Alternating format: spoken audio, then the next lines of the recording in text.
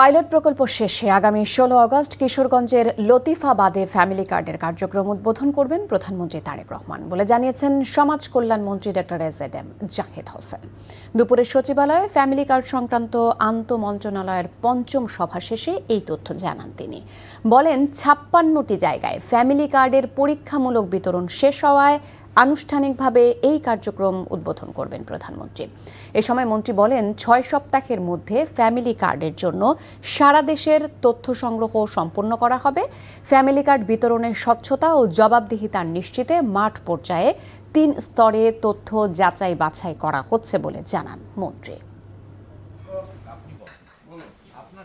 এই ১,৬০,০০,০০০ পরিবার বা ১,৭০,০০,০০০ পরিবার what ever might be the number, এটি আমরা ৪ বৎসরের মধ্যে ইনশাআল্লাহ আমরা এটা শেষ করতে পারবো এবং এতে মানুষের দারিদ্রতা কমবে।